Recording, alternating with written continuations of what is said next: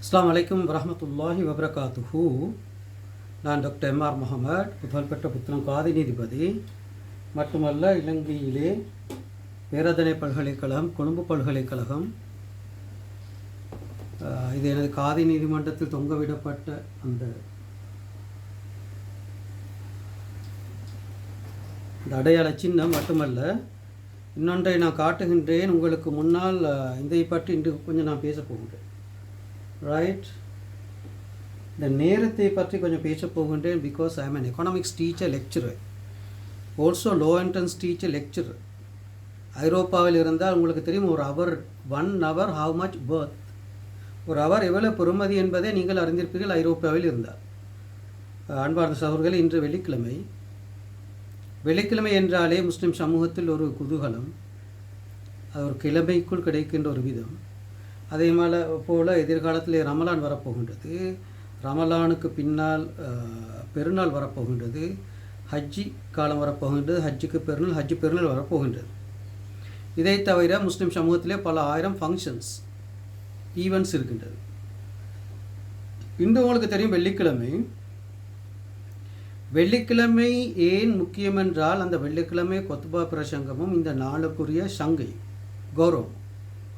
இஸ்லாமிய நம்பிக்கையிலே இந்த வெள்ளிக்கிழமை தொடர்பாக பல கருத்துக்கள் இருப்பதை நாங்கள் காண்கின்றோம்.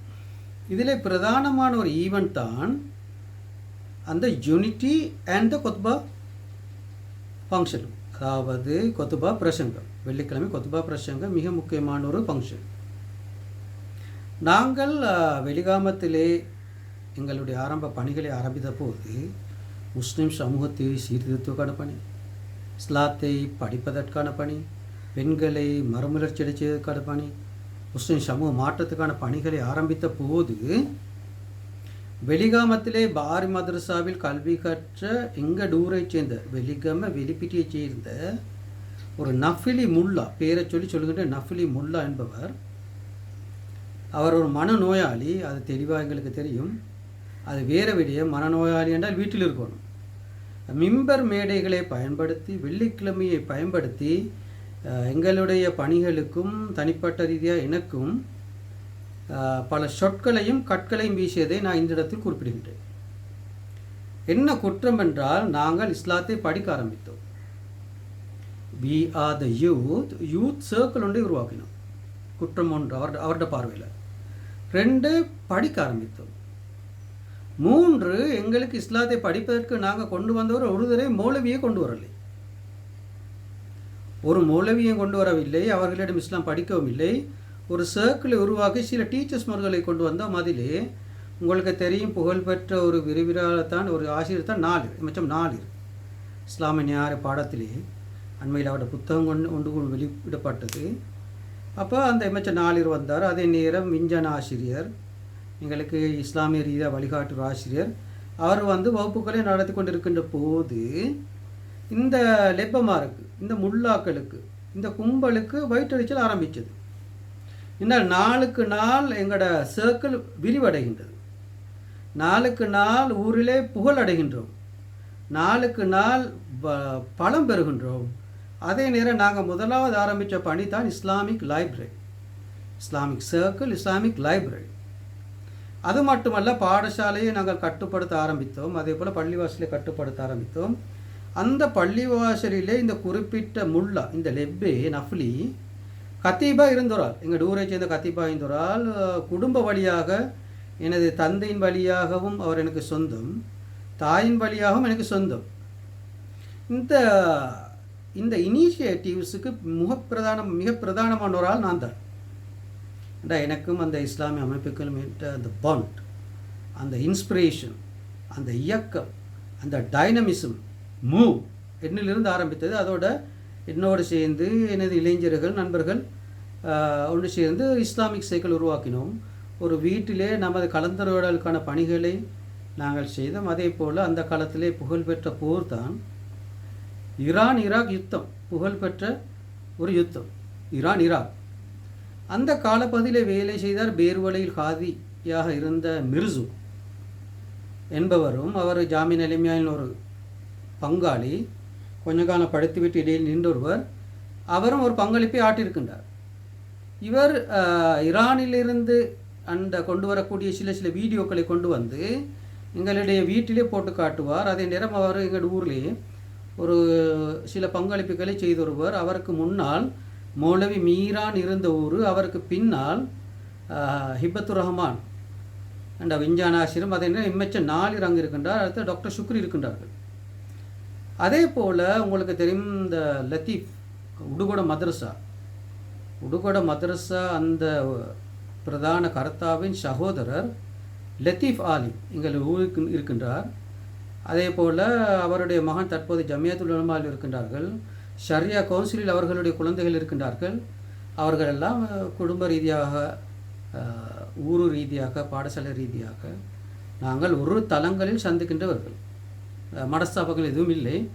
இருந்தாலும் அந்த பிரச்சனையை கொண்டு வந்தவர் இந்த நஃப்லி என்ற ஒருவர், இவர் தான் கொண்டு வந்தார். சுருக்கமாக அவருடைய பின் முடிவு எப்படி அமைந்தது நான் சொல்லுகின்றேன். அவர் எங்களுக்கு சொற்களை வீசினார், கற்களை வீசினார். அதிலிருந்து இவருக்கு நாங்கள் பதில் கொடுக்க ஆரம்பித்தோம். இது கிரேட் 7, 8 நடந்த ஒரு சம்பவம். அதாவது மிம்பர் மேடையில் இருக்கின்ற இந்த முல்லாவுக்கு எதிராக நாங்கள் செயல்பட ஆரம்பித்தது கிரேட் 7. இவரை விடக்கூடாது என்றால் கீழ்த்தரமான ஒருவர். அதே நேரம் இந்த தண்ட வீட்டிலிருந்து கல்லறிவது அது வேறு விஷயம். மிம்பர் மேடையிலிருந்து கல்லறிவதும் சொல்லறிவதை நாங்கள் பார்த்தோம். So we have to do something for him.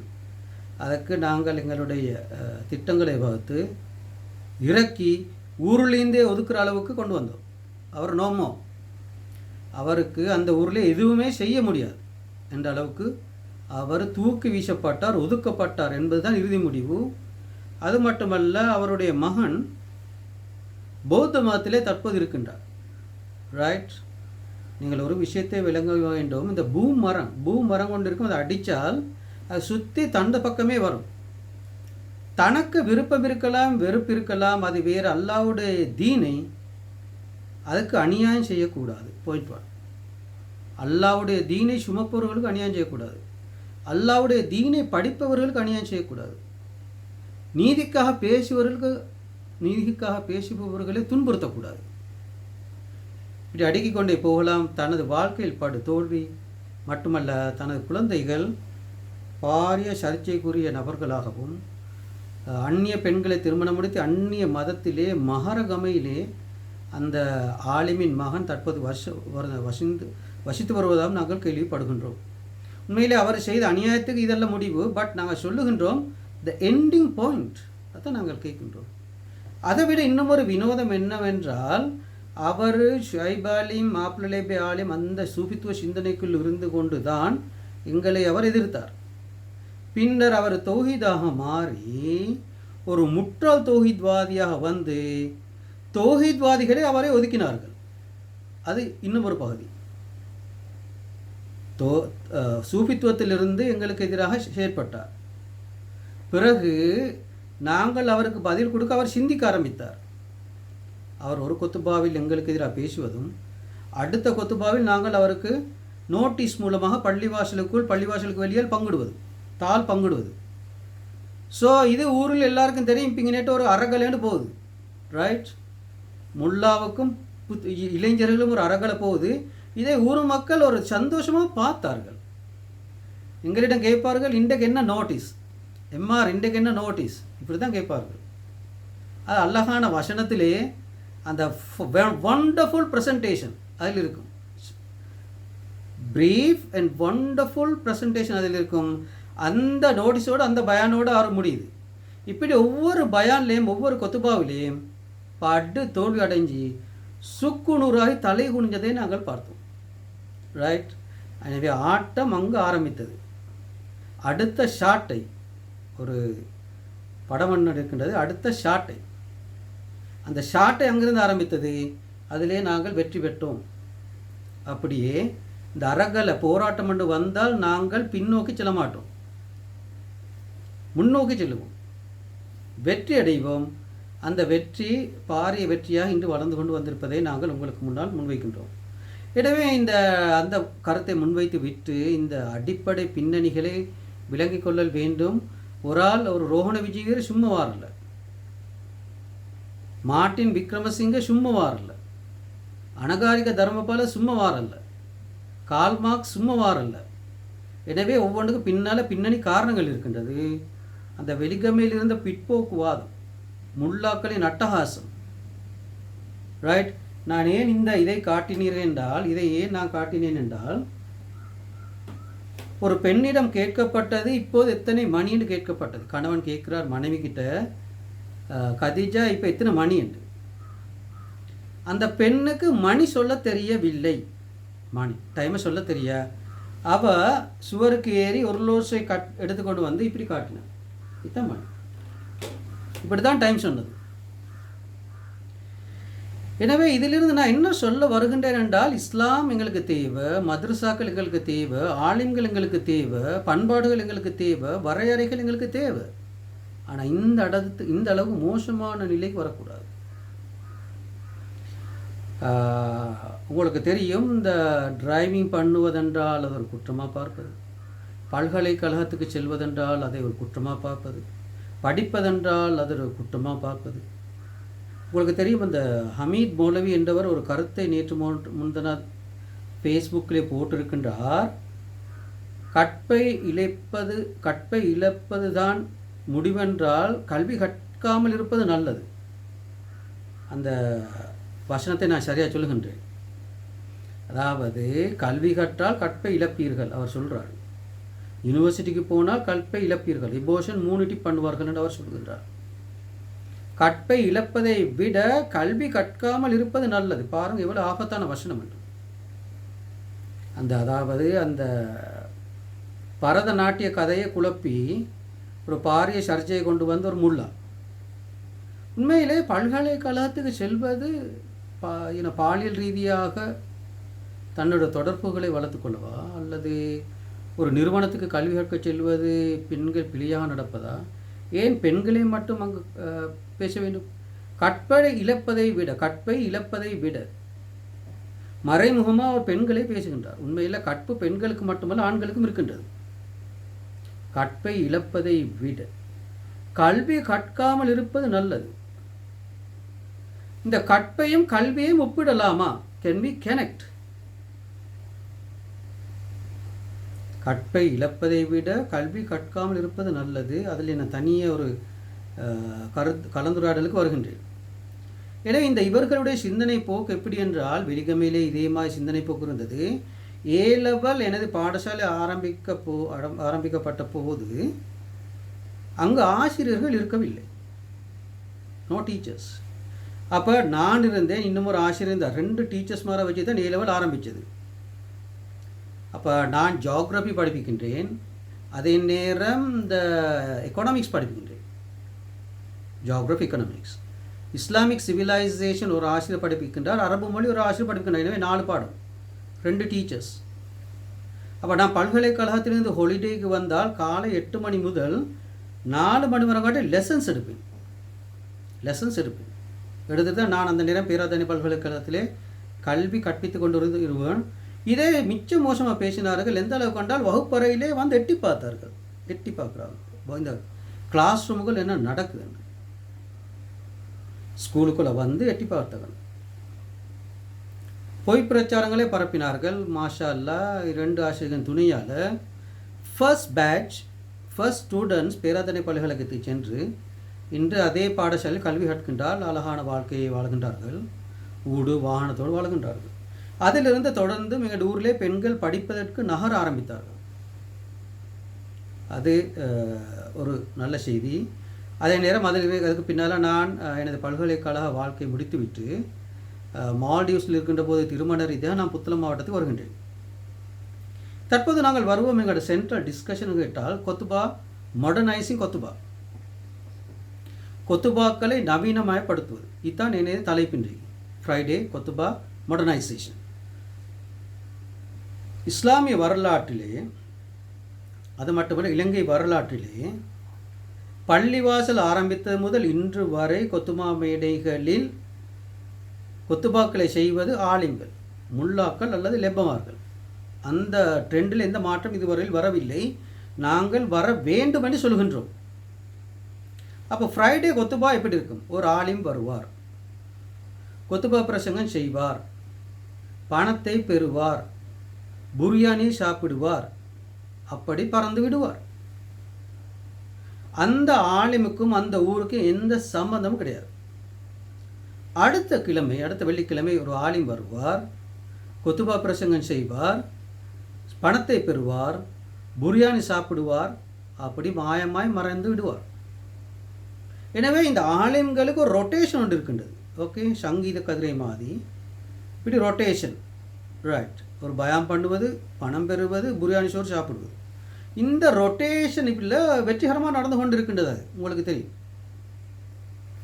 இதை தூக்கி பிடித்து பேசுகின்றவன் நான். ஏனென்றால் நான் எனது ஊரிலே முதலாவது கொத்துபா ஓதியவனை இறக்கி ஒருவன், ரைட். எங்களுடைய ஊரிலே அந்த காலப்பகுதியிலே நாங்கள் மாணவராக இருக்கின்ற போது கொத்துபா பிரசங்கம் செய்த லெப்பையை மிம்பர் மேடையில் இறக்கி ஆக்கள். எனவே அது இட்ஸ் நாட் ஈஸி ஜாப் சின்ன வயசுலே, ரைட். ஏன் இறக்க வேண்டும் என்றால் you are abusing the opportunities. அவ்வளோதான். அல்லாமல் நீங்கள் நல்ல ஒரு பயனை பண்ணுகின்றீர்கள். You are delivering a good கொத்துபா, வெரி குட். பணம் பெறாமல் பண்ணுகின்றீர்கள், வெரி குட். மனிதாபிமான அடிப்படையிலே ஒரு புரியாணியை சாப்பிடுகின்றீர்கள், very good. That is allowed. பணம் பெறுவது அலவுட் இல்லை, இட்ஸ் நாட் அலவுட். அதுக்கு பிறகு மாயமாய் மறைந்தால் என்ன, மாயமாய் மறையா விட்டால் என்ன? You come back again, to the same job, we are happy. But ஒரு மாதத்தில் ஒரு நாள் ஒரு ஆலிமுக்கு ஒரு கொத்துபா, ஒரு மாதத்தில் ஒரு நாள். இப்போதைக்கு கான்டெக்ஸ்ட் 1. நாங்கள் பேசுவது என்னான்னு கேட்டால், தற்போதைய டிஜிட்டல் டெவலப்மெண்ட் இருக்கின்றது, தொழில்நுட்ப வளர்ச்சி இருக்கின்றது. அதே நேரம் எல்லோருக்கும் கணக்கு பார்க்க தெரியும், மெஷர்மெண்ட் தெரியும், ரைட். எல்லோருக்கும் எல்லாவற்றையும் கணக்கு பார்க்க தெரியும், ரைட். நான் இங்கே 2 இன்ஸ்ட்ருமெண்ட்ஸை காட்டுறேன். இந்த டேப்பில் எல்லோருக்கும் கணக்கு பார்க்க தெரியும், ரைட். டேப்பில் 1 millimeter 1 centimeter கணக்கு பார்க்க தெரியும். So there is a measurement. இப்படி ஒன்று இருக்குது. அது மட்டுமல்ல, உங்களுக்கு தெரியும் இதில் ஏண்ட சுகர் ஏண்ட ப்ரெஷர் லெவலை பார்க்க தெரியும். இது ஏண்ட ப்ரெஷர் லெவலை பார்க்க தெரியும். இது காட்டும் ப்ரெஷர் லெவலை கணிப்பிடுவது. இப்படி தேர் ஆர் மெஷர்மெண்ட்ஸாக தேர். What is measurement? மேத்தமேட்டிக்ஸாக தேர். அந்த அல்லாஹ் அல் குர்ஆனிலே சொல்லுகின்ற அந்த அணை, நீங்கள் சிந்திக்கவில்லையாண்டு, நீங்கள் சிந்திக்கவில்லையா? இதைத்தான் அவன் சொல்கின்றான். விஞ்ஞான ரீதியாக நீங்கள் சிந்திக்கவில்லையா? பகுத்தறிவு ரீதியாக நீங்கள் சிந்திக்கவில்லையா? சட்ட ரீதியாக சிந்திக்கவில்லையா? நாகரிகமாக சிந்திக்கவில்லையா? இலகுபடுத்துங்கள், சிரமப்படுத்தாதீர்கள், இப்படி சிந்திக்கவில்லையா? எனவே இந்த இறைவன் அந்த சிந்திக்கவில்லையா என்பதற்கான சரியான விளக்கம் இதுவரையில் இலங்கை பேசப்படவில்லை. உதாரணத்துக்கு நான் சொல்லுகின்றேன், இது வெலிகமை பாரி மதரசாவோடு சம்பந்தப்பட்ட ஒரு டாக்குமெண்ட்ஸ். ஓகே, வெலிகமை பாரி மதரசாவோடு சம்பந்தப்பட்ட ஒரு டாக்குமெண்ட். அண்மையிலே இந்த மதரசாவுக்கு உதவி செய்த ஒருவர் காலமானார். அவரை பற்றி எழுதிய புத்தகம் இங்கே இருக்கின்றது.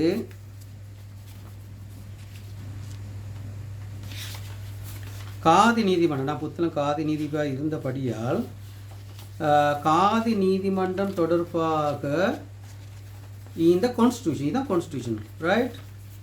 இதுதான் காதி நீதிமன்றத்தில் கான்ஸ்டியூஷன். பாருங்கள், நடுவில் பாருங்கள் எப்படி இருக்குது பேர். அதில் இருக்குது, நீங்கள் பார்க்கலாம், government of Sri Lanka legislative enactments Muslim marriage and divorce act. இதை பற்றி கொஞ்சம் நான் பேசினேன், கொஞ்சம் பேசுகிறேன். இந்த சிந்திக்கவில்லையா என்று சொல்வதற்கு நான் வருகின்றேன். இந்த மேரேஜ் ஆக்டை பற்றி நான் பேசுகின்றேன். நான் நீதிபதியாக உடன், நான் காதி நீதிபதியாகிய உடன், இது காதி நீதிபதி, இது காதி நீதிபதி, கீழே பாருங்க, காதி நீதிபதி, ரைட். காதி நீதிபதியாகிய உடன் முதலாவது செய்த வேலை தான் இந்த டாக்குமெண்ட்டுக்கு சேலஞ்ச் பண்ணினேன். There is a problem here. அப்போ பொறுப்பு கிடைச்ச உடனே பொறுப்பை செய்யணும். பொறுப்பு கிடைச்சால் பொறுப்பை செய்யணும். ரைட்.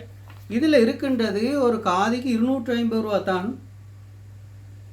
ஒரு நாளைக்கு 250 தான் ஒரு காதிக்கான கொடுப்பனவு. ஒரு புத்தளம் காதி நீதிமன்றத்தை செய்வதற்கு ஒரு நாளைக்கு 10,000 தேவை மினிமம். எப்படி? 3 ஸ்டாஃப் தேவை. வெரி பிஸியஸ்ட் அண்ட் ப்ராப்ளமேட்டிக் காதிக்கோடு, வெரி பிஸியஸ்ட், பெரிய ஒரு மாவட்டம். நீர்கொழும்பு அந்த கொற்றமுள்ள போர்டரில் இருந்து அங்கே மன்னார் அருகாமையிலும் அங்கே கட்பிட்டி வரையிலும் இருக்கின்றது, இங்கே குருநாகல் வரை இருக்கின்றது. The vast area, highly problematic region. அப்போ 3 ஸ்டாஃப் தேவை. அவங்களுக்கு சாப்பாடு கொடுக்கணும், அவங்களுக்கு அண்டைக்குள்ள ஒரு சகாய உதவின்னு கொடுக்கணும். ஸோ ஒரு நாளைக்கு ஒரு ஆளுக்கு எனக்கு இப்போ ஹெட் காஸ்ட் 3,000, 3 ஸ்டாஃப் அப்போ 9,000. நான் சாப்பிடணும்.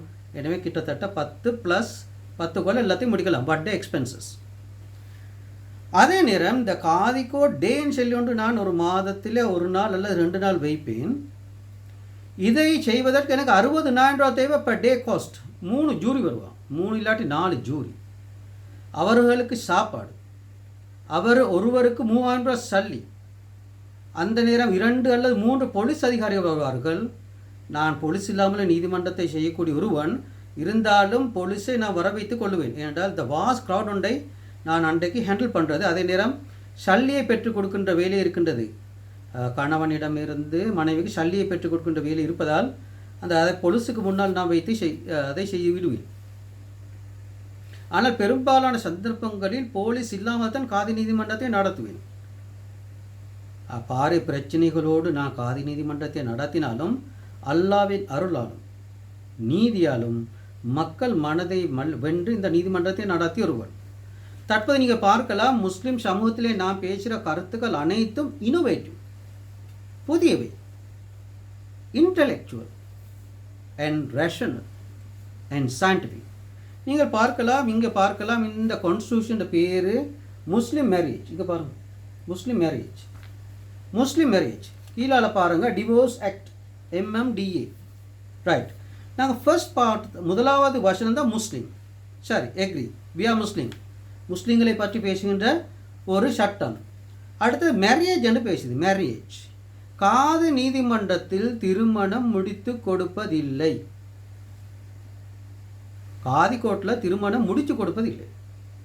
திருமணம் முடித்து கொடுப்பது பெற்றோர்கள் அவர்களுடைய வீட்டில், பெற்றோர்கள் அவர்களுடைய அந்த பிராந்தியத்துள்ள ஒரு கான்ஃபரன்ஸ் ஹாலில், மேரேஜ் ஹாலில் தான் கல்யாணம் முடிச்சு கொடுக்குது. எனவே அங்கு ஒரு லீகல் ஆஃபீஸர் யார் என்றால் மேரேஜ் ரெஜிஸ்டர் சம்மந்தப்படுவார். அதுக்கும் காதி நீதிமன்றத்துக்கும் எந்த சம்பந்தம் இல்லை.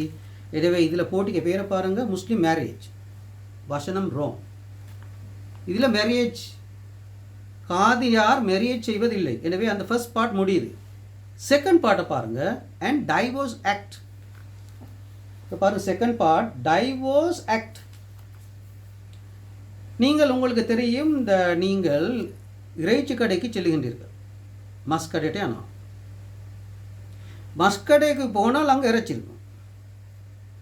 ரைட். கோழி கடைக்கு போகிறீங்க, குக்குள் மஸ்கடேட்டே. ஆனால் கோழி கடைக்கு போனால் கோழி இருக்கும். சரியா? ஹாஸ்பிட்டலுக்கு போனால் நோய்க்கு மருந்து இருக்கும், டாக்டர் இருப்பார், மருந்து இருக்கும். ரைட். லோயர் ஆஃபீஸுக்கு போனால் லோயர் இருப்பார். அப்போ காதி கோர்ட்டுக்கு ஏன் போகிற என்று கேட்டால், காதி கோர்ட்டுக்கு போகிற டிவோர்ஸ் எடுக்குது, காதி கோர்ட்டுக்கு போகிற டிவோர்ஸ் எடுக்குது போகிறோம். அடிப்படையிலே பிள்ளையான ஒரு எண்ணக்கரு, காதி கோர்ட்டுக்கு போகிற டிவோர்ஸ் எடுக்குது. அப்போ மெஜிஸ்ட்ரேட் கோர்ட்டுக்கு ஏன் போகிறீங்க? மெஜிஸ்ட்ரேட் கோர்ட்டுக்கு போகிற ஜெயிலில் போடுது. டிஸ்ட்ரிக்ட் கோர்ட்டுக்கு ஏன் போகிறீங்க? டிஸ்ட்ரிக்ட் கோர்ட்டுக்கு போகிறீங்க. இந்த இடத்த பாருங்களேன், டிஸ்ட்ரிக்ட் கோர்ட்டுக்கு ஏன் போகிறீங்க என்றால், பார்ட்டி ஏ பார்ட்டி பி, வாப்பாவுக்கும் மகளுக்கும் இல்லாட்டி ஒரு தாத்தாக்கும் ஒரு தங்கச்சிக்கும் ஒரு பிரதருக்கும் ஒரு சிஸ்டருக்கும் காணியை பிரித்து கொள்ளையில இந்த பிரச்சனையை சால்வ் பண்ணத்தான் டிஸ்ட்ரிக்ட் கோர்ட்டுக்கு போகிறது. தெளிவாக விளங்கிக் கொள்ள வேண்டும். ரைட். டிஸ்ட்ரிக்ட் கோர்ட்டுக்கு போய்த்து தாத்தாவையும் தங்கச்சியும் பிரிக்கிறல்ல, டிஸ்ட்ரிக்ட் கோர்ட்டுக்கு போய்த்து வாப்பாவையும் மகளையும் பிரிக்கிறல்ல. ரைட். பிரிக்கிறது டிஸ்ட்ரிக்ட் கோர்ட்டில் வேலை இல்லை. அப்போ they will study the case, அதை விளங்கி அந்த பிரச்சனையை தீர்த்து நீதியான தீர்ப்போடு 2 பக்கத்தாரையும் அல்லது எல்லா சம்பந்தப்பட்ட அந்த பங்காளிகளையும் அனுப்பிவிடுவார்கள். பிரச்சனை ஆராய்வது, பிரச்சனையை நீதியாக தீர்ப்பது, இதுக்கு தான் டிஸ்ட்ரிக்ட் கோர்ட். ஸோ நாங்கள் அந்த மேஜிஸ்ட்ரேட் கோர்ட்டுக்கு காதி கோர்ட்டுக்கு வருவோம். காதி கோர்ட்டுக்கு ஏன் போகிறீங்க? டிவோர்ஸ் எடுக்கிறது போகிறீங்க. அப்படி நினைக்கிறதே பிள்ளைன்னு நான் சொல்லுகின்றேன். காதி கோர்ட்டுக்கு டிவோர்ஸ் எடுக்க போகிறீங்க, அப்படி நினைக்கிறதே பிழை. அங்கே பிழை ஆரம்பிக்குது. காதி கோர்ட்டுக்கு டிவோர்ஸ் எடுக்க போகிறேன்றால் காதியார் டிவோர்ஸ் கொடுக்குறார், அதே பிழை அங்கே ஆரம்பிக்குது. இது எங்கே இருக்குது? இந்த எழுத்துலிக்கு, இந்த டாக்குமெண்ட் லீக். காதி கோர்ட் கான்ஸ்டியூஷன் லீக்குது. காதி கோர்ட் டிவோர்ஸ் கொடுக்குற கோர்ட், காதியார் டிவோர்ஸ் கொடுக்குற ஜட்ஜ். இப்படி பேச்சளவிலே வரக்கூடாதுன்னு சொல்கின்றேன். காதியார் டிவோர்ஸ் கொடுப்பவரும் அல்ல, காதி கோர்ட் டிவோர்ஸ் கொடுக்குற கோர்ட்டும் அல்ல. எனவே நீங்கள் பார்க்கலாம், ஒரு நாட்டோட கான்ஸ்டிடியூஷன் கவர் தலைப்பே பிழை. ரைட்? எனக்கு ஏன் புத்தகத்தில் பிரச்சனை வந்ததுக்கு காரணம் பல காரணங்கள் ஒன்று தான். இதில் இருக்கக்கூடிய பிழைகளை பப்ளிக்காக நான் பேசி வருவேன். எங்களுடைய 65 காதி நீதிபதிகள் இருக்கின்றார்கள். அதிலே பகிரங்கமாக இந்த கருத்தை நான் முன்வைத்தேன்.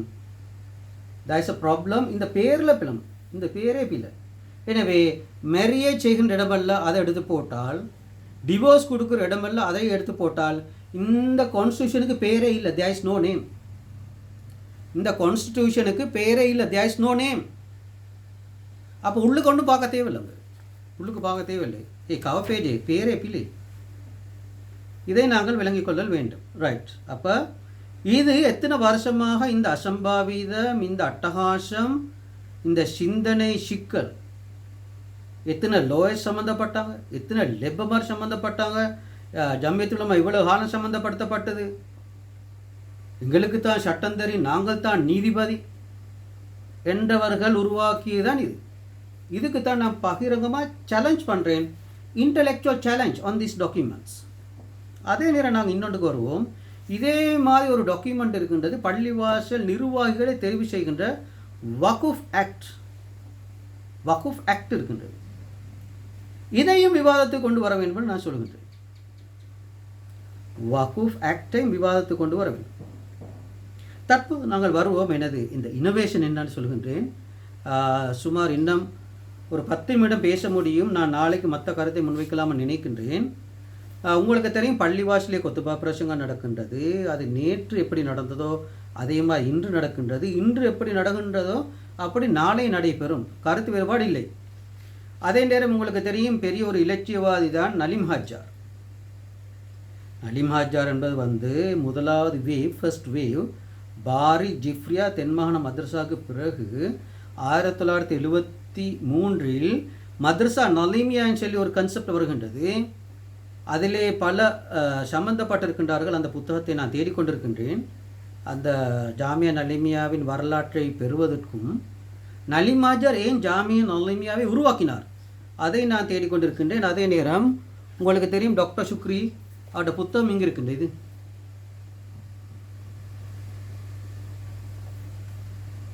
ரைட்? நான் டாக்டர் சுக்ரியை பற்றி பேசுவேன். என்ன கேட்டால், ஜாமியா நலீமியாவை மறுசீரமைப்பதற்கு டாக்டர் சுக்ரியின் ப்ளஸ் அண்ட் மைனஸ் ரெண்டையும் தெரிஞ்சுக்கணும். ரைட்? அது மட்டுமல்ல, குடும்ப ரீதியாக அவர் எனக்கு ஒரு சொந்தம் மட்டுமல்ல, அவருடைய மகளை திருமணம் முடித்து வரும் இடது குடும்ப ரீதியான உறவு. மாத்தறை மாவட்டத்தின் ஒரு முக்கியமான ஒரு சிந்தனையாளர். அதிலெல்லாம் கருத்து வேறுபாடு இல்லை. சூஃபித்துவ ஃபவுண்டேஷனில் தனது பணிகளை ஆரம்பித்தவர். எடின்பர்க் பல்கலைக்கழகத்தில் PhD முடித்தொருவர். உண்மையிலே டாக்டர் சுக்ரியிடம் இருந்து தான் நான் நிறைய சிந்தனைகளை பெற்றொருவன். நாலிர் அங்கே இருக்கின்றார். அதே மாதிரி ஒரு தென்மாகாணத்துக்கு ஒரு இஸ்லாமிக் பாண்ட் ஒன்று இருக்கின்றது. அந்த மதரசா செல்வாக்கு இருக்கின்றது. எல்லா வீட்டுக்குள்ளும் ஏதோ ஒரு அமைப்பில் இஸ்லாமிய அமைப்பு ஒன்று இருக்கின்றது. அது ப்ளஸ் அண்ட் மைனஸ் இருக்கையிலும் தொழுவார்கள், நோன்பு பிடிப்பார்கள், குர்ஆன் ஓதுவார்கள். இப்படி ஒரு இஸ்லாமிய இணைப்பொண்டு அங்கே இருக்கின்றது. வெலிகமையில் எல்லா இடத்துலையும் இருக்கின்றது. வெலிகமையில் உள்ள ஒருவருக்கு இஸ்லாம் தெரியாண்டது சொல்லல. தொலை தெரிய, ஒரு அல் குர்ஆனை ஓத தெரியா, அப்படி ஒன்றும் இல்லை. எல்லாருக்கும் தெரியும். ஆனால் நாங்கள் விரும்புகிற மாதிரி இல்லாமல் இருக்கலாம். Okay, coming to the point.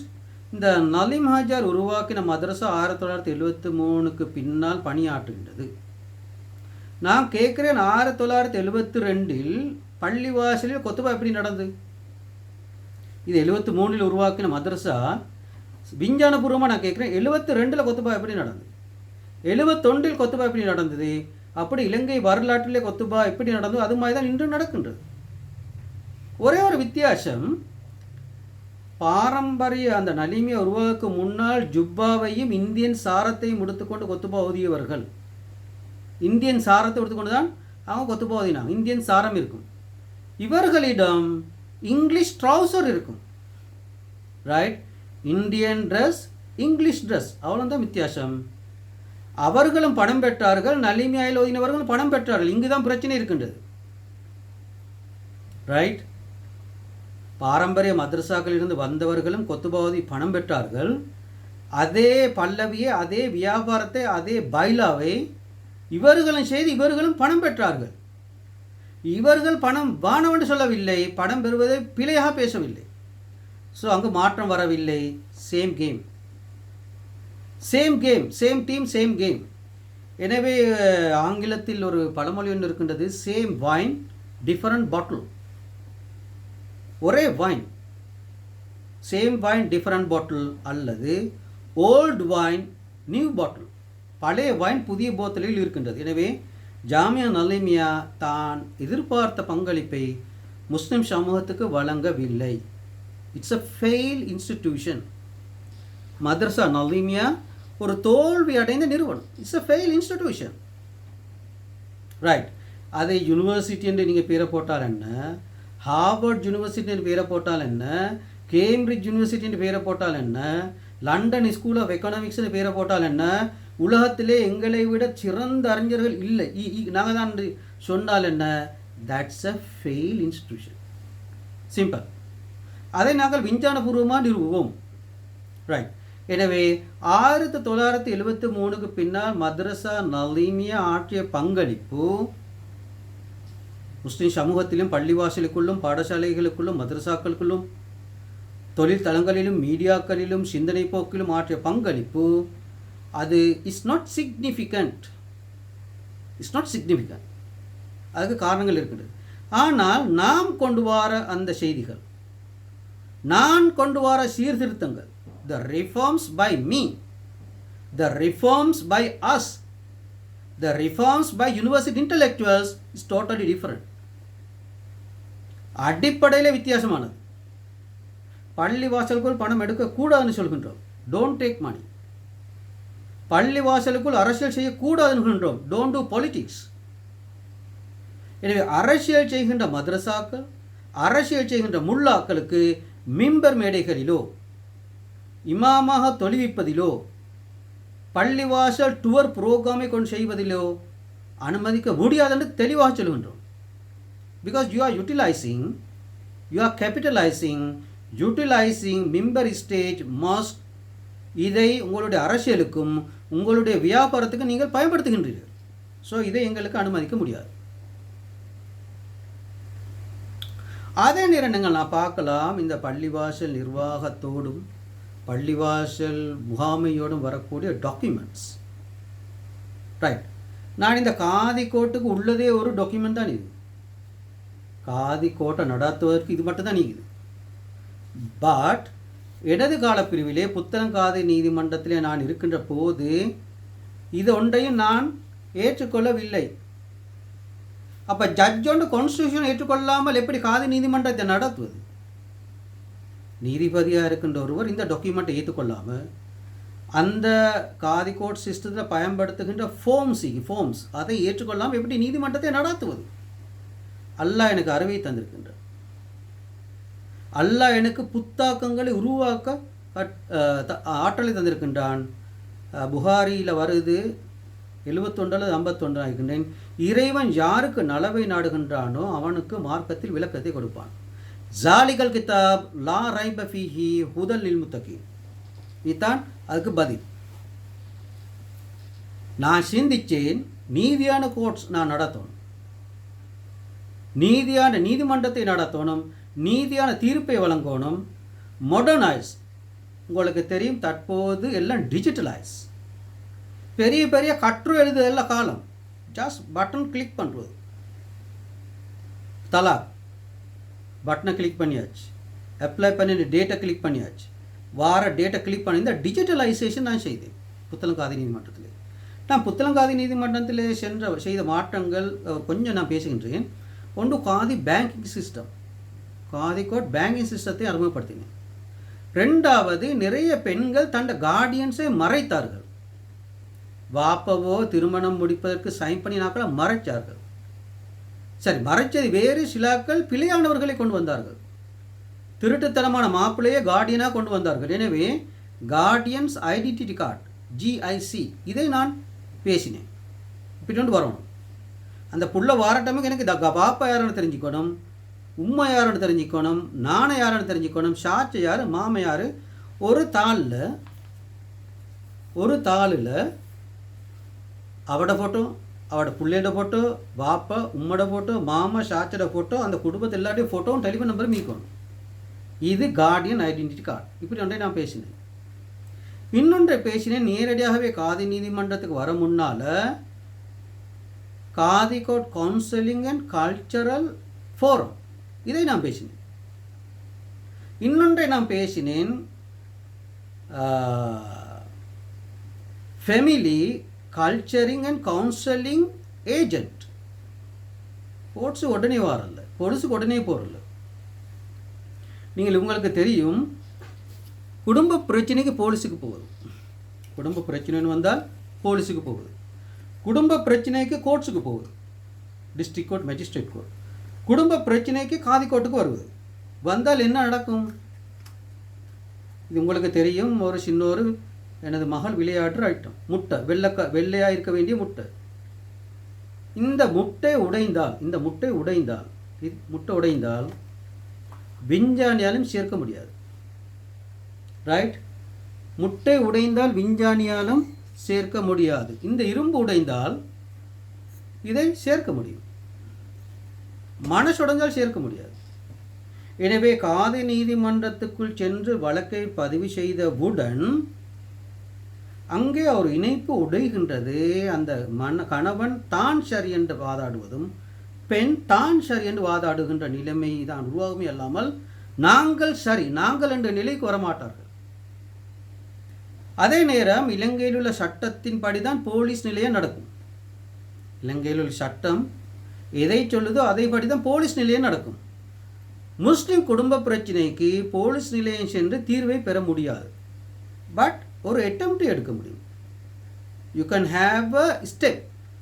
ஆனால் தீர்வு கிடைக்காது. அவர்கள் நீதிமன்றத்துக்கு அனுப்புவார்.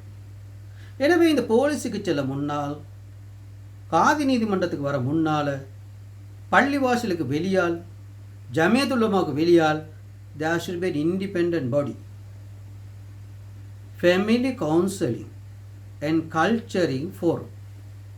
அதுக்கு போய் நாங்கள் காதி நீதிபதிகளை எவ்வாறு பயிற்றுவிக்கின்றோமோ அதுக்கு போய் அந்த ஃபர்ஸ்ட் ஸ்டெப்பை முடிச்சுட்டு அதில் செட்டில் ஆகணும். உதாரணமாக எனது நீதிமன்றத்துக்கு வந்தவர்களே நான் ஒரேடியே தரா கொடுக்காமல் புத்தளத்தில் இருக்கின்ற பெண் உரிமைகள் சங்கத்துக்கு நான் அனுப்புவேன். பள்ளிவாசலுக்கு நான் அனுப்பவில்லை. அதுக்கான காரணங்களை நான் சொல்லுவேன். உண்மையில் நான் அனுப்ப வேண்டிய இடம் அதுவும் அல்ல, பள்ளிவாசலும் அல்ல. ஏனென்றால் பெண் உரிமை சங்கம் பெண்களின் உரிமைக்காக பேசுவதல்லாமல் அவர்கள் ஆண்களின் உரிமைக்காக பேச மாட்டார்கள். புத்தளம் பெரிய பள்ளிவாசல் ஒரு படும் மோசமான நிர்வாகம், படும் மோசமான ஒரு கும்பலின் கையில் இருந்தது. நான் இருந்த 2023 அண்மையில் நான் பார்த்தேன், அந்த நிர்வாகம் மாற்றம் பெற்றிருக்கின்றது. எனவே இந்த விஷயங்களோடும், இந்த காதி நீதிமன்றம் தொடர்பான விஷயங்களோடும், வெள்ளிக்கிழமை கொத்துபாக்களை நிர்வகிப்பது தொடர்பான விஷயங்களோடும், பள்ளிவாசல்களை எவ்வாறு நீதியாக நடத்துவது போன்ற விஷயங்களோடும் நான் எனது பேச்சினை தொடரலாமல் நினைக்கின்றேன். என்றால் எனது ஃபோனிலே சுமார் 40 நிமிடங்களுக்கு மேலால் எந்த ஒரு பதிவேற்ற முடியாது, ஃபோன் கெப்பாசிட்டி போதாது. ஸோ நாளைக்கு நான் இதில் அடுத்த பகுதியை நான் தொடர்கின்றேன். அஸ்ஸலாமு அலைக்கும் வரஹ்மத்துல்லாஹி வபரகாத்துஹு.